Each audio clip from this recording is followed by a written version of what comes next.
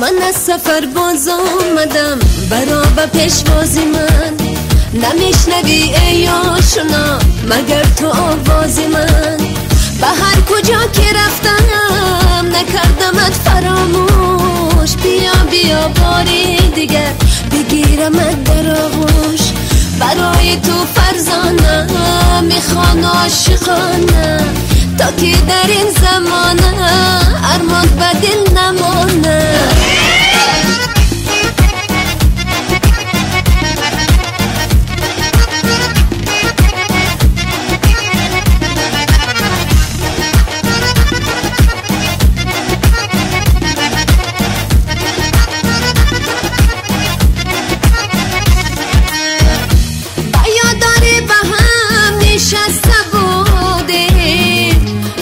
نگاه با هم دل بسته بودیم، همان روزی که بود دستت به دستم، به جانی هم دیگر پیوسته بودیم. ای یار جانی قدرم بدانی، آرزو دارم آخی با من بمانی.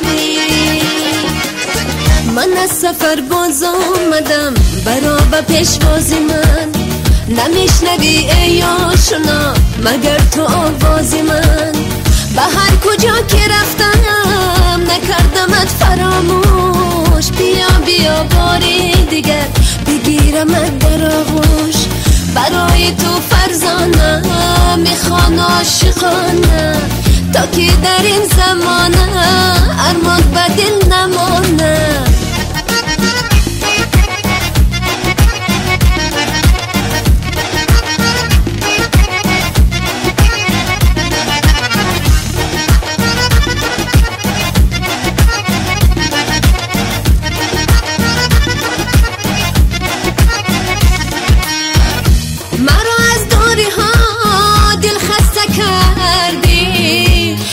با بوسهات آموخته کردی، با حرفای قشنگ و دل فریبت دلم رو بر دلت پیوسته کردی.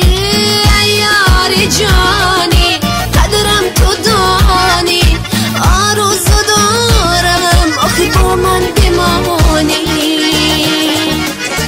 من از سفر باز آمدم برا به پیشوازی من، نمیشنوی ای آشنا مگر تو آوازی من. به هر کجا که رفتم نکردمت فراموش، بیا بیا باری دیگر بگیرمت در آغوش.